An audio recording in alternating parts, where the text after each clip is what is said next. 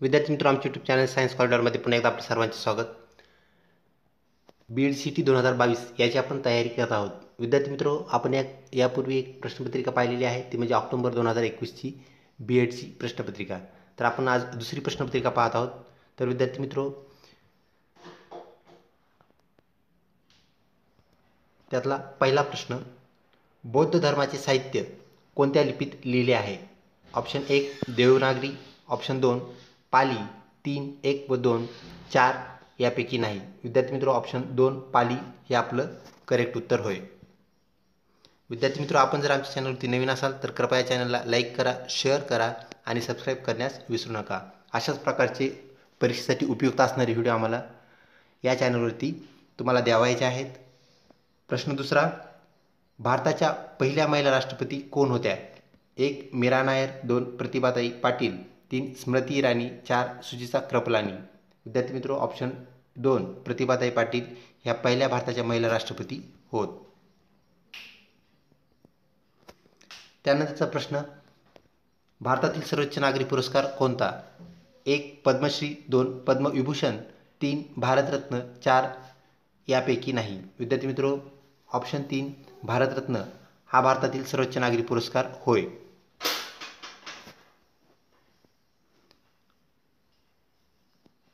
त्यानंतरचा प्रश्न, केसरीचे पहिले संपादक कोण होते? 1 लोकमान्य टिळक, 2 गो. ग. आगरकर, 3 विदा सावरकर, 4 यापैकी नाही.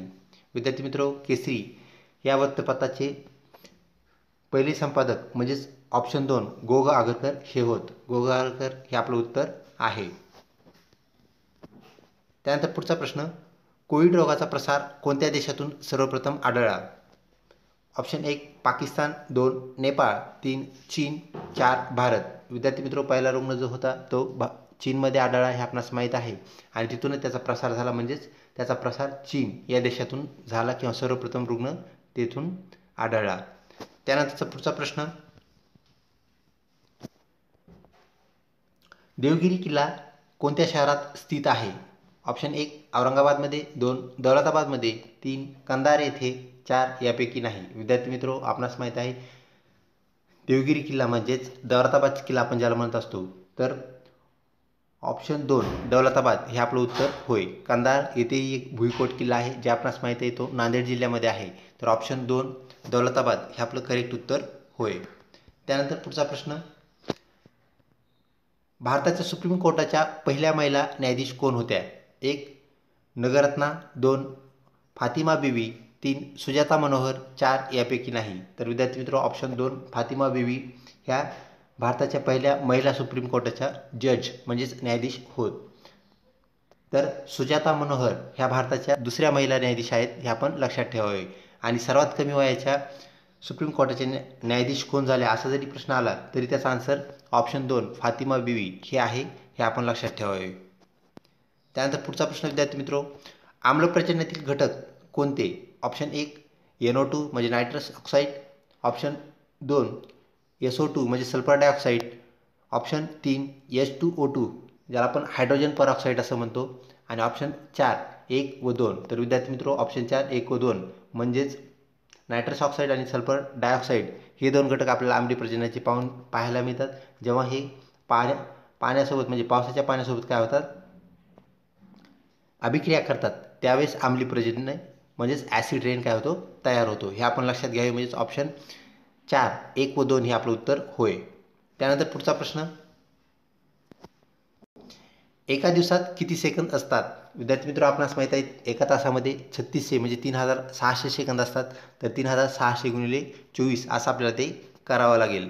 तर पाहूया आपले ऑप्शन्स काय सांगतात. Option 1 84,400, option 2 86,400, option 3 1,72,800, option 4 34,56,000. तर विद्यार्थी मित्र, ऑप्शन 2 86,400 हे आपलं उत्तर होय. त्यानंतर पुढचा प्रश्न, भारतातील पहिल्या महिला शिक्षिका कोण होत्या? 1 आनंदीबाई जोशी, 2 सावित्रीबाई फुले, 3 अरुणा असफ अली, 4 यापैकी नाही. तर विद्यार्थी मित्र, आपणास माहीत आहे पहिल्या डॉक्टर ज्या होत्या महिला डॉक्टर त्या आनंदीबाई जोशी ह्या होत, आणि ऑप्शन 2 हे आपलं उत्तर आहे, ते म्हणजे सावित्रीबाई फुले. तर सावित्रीबाई फुले ह्या पहिल्या भारतातील महिला शिक्षिका तसेच मुख्याध्यापिका होत्या. तर ऑप्शन 2 आपलं उत्तर आहे. त्यानंतर पुढचा प्रश्न, भारताचे मिसाईल मॅन म्हणून कोणास संबोधतात? ऑप्शन 1 अब्दुल कलाम, 2 होमी भाभा, 3 PC रे, 4 CV रमन. तर विद्यार्थी मित्र ऑप्शन 1 अब्दुल कलाम यांना भारताचे मिसाईल मॅन म्हणून संबोधतात. हे आपणास माहीत आहे. अग्नीसारखे मिसाईल्स त्यांनी बनवले हे आपणास माहीत आहे. त्यानंतर पुढचा प्रश्न क्रमांक 12, ययाती कादंबरी कोणी लिहिली? ऑप्शन 1 यदुनाथ थत्ते यांनी, 2 शिवाजी सावंत यांनी, 3 प्र के अत्रे यांनी, 4 लोकशाहीर अण्णाभाऊ साठे यांनी. तर विद्यार्थी मित्र ऑप्शन 2 शिवाजी सावंत यांनी ययाती ही कादंबरी लिहिली. त्यानंतर पुढचा प्रश्न विद्यार्थी मित्र तो म्हणजे प्रश्न क्रमांक 13, जागतिक महिला दिन कोणत्या दिवशी साजरा करतात? 1 8 मार्च रोजी, 2 1 डिसेंबर रोजी, 3 5 जून रोजी, 4 यापैकी नाही. तर विद्यार्थी मित्र आपणास माहीत आहे जागतिक महिला दिन म्हणजेच वर्ल्ड वुमेन्स डे आपण 8 मार्चला साजरा करत असतो. 1 डिसेंबरला आपण जागतिक एड्स दिन साजरा करतो आणि 5 जूनला जागतिक पर्यावरण दिन म्हणजेच वर्ल्ड एन्व्हायरमेंट डे आपण साजरा करत असतो. हे आपण लक्षात ठेवावे. तर 8 मार्च हा जागतिक महिला दिन साजरा करण्याचा दिवस हा होय. त्यानंतर पुढचा प्रश्न विद्यार्थी मित्र तो म्हणजे प्रश्न क्रमांक 14, भारतात स्त्री शिक्षणाची सुरुवात कोणी केली? 1 महात्मा फुले यांनी, 2 गोगा आगरकर यांनी, 3 गोपाळ देशमुख यांनी, 4 यापैकी नाही. तर विद्यार्थी मित्र ऑप्शन 1 महात्मा फुले यांनी भारतीय शिक्षणाचा पाया घातला आणि स्त्री शिक्षणाची सुरुवात त्यांनीच केली आहे हे आपण लक्षात घ्यावे. त्यानंतर पुढचा प्रश्न विद्यार्थी मित्र तो म्हणजेच 10 कोटी ही जी संख्या आहे 10 कोटी, तर 10 कोटीवर 10 वर किती शून्य येतील? म्हणजे 10 अंक जो आहे 10 कोटीमधला त्याच्यावर किती शून्य येतील असा हा प्रश्न आहे. ऑप्शन 1 8 शून्य येतील, ऑप्शन 2 9 शून्य येतील, 3 10 शून्य येतील आणि 4 6 शून्य येतील. तर विद्यार्थी मित्र ऑप्शन 2 हे आपलं उत्तर होय. त्यानंतर पुढचा प्रश्न, 2 तोंडी कुत्रा याचा अर्थ काय?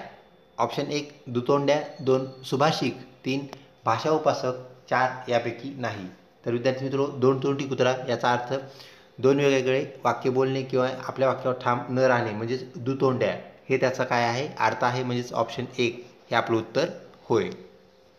त्यानंतर पुढचा प्रश्न विद्यार्थी मित्र तो म्हणजे जसे मेणबत्ती प्रकाश तसे कोळसा बरोबर काय?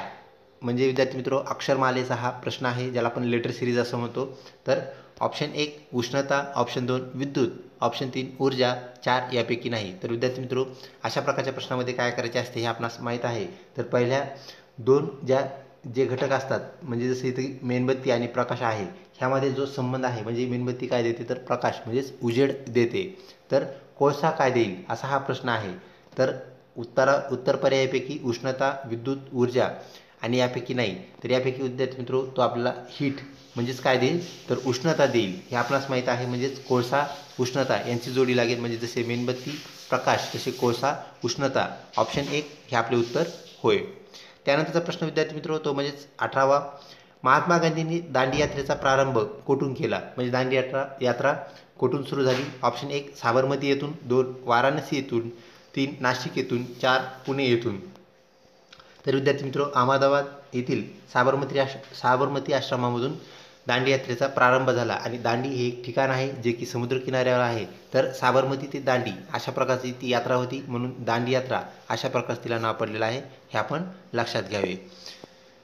पुढचा प्रश्न म्हणजेच प्रश्न 19, फ्रेंच ल्यूचा अर्थ काय? ऑप्शन 1 न सांगता निघून जाणे, 2 अपमान करणे, 3 उल्हासित होणे, 4 यापैकी नाही. तर विद्यार्थी मित्र ऑप्शन 1 न सांगता निघून जाणे हा फ्रेंच ल्यू याचा काय अर्थ आहे हे आपण लक्षात ठेवावे. त्यानंतर प्रश्न क्रमांक 20, मानवी शरीरातील सर्वात मोठा अवयव कोणता आहे? ऑप्शन 1 मेंदू, 2 यकृत, 3 त्वचा, 4 वृक्क म्हणजेच किडनी. तर विद्यार्थी मित्र ऑप्शन 3 त्वचा हा मानवी शरीरातील सर्वात मोठा अवयव आहे हे आपण लक्षात घ्यावे. तर विद्यार्थी मित्र अशा प्रकारचा ऑक्टोबरचा जो दुसरा पेपर होता तो आपण इथे पाहिलेला आहे. विद्यार्थी मित्र अजूनही आपण जर आमच्या चॅनलला सबस्क्राईब केलं असेल तर कृपया सबस्क्राईब करावे. या BEd CETचे अधिकचे व्हिडिओ तुम्हाला आमच्या चॅनलवर पाहायला मिळणार आहेत. लवकरच भेटूया पुढच्या व्हिडिओसोबत पुढच्या अपडेटसोबत. तोपर्यंत धन्यवाद.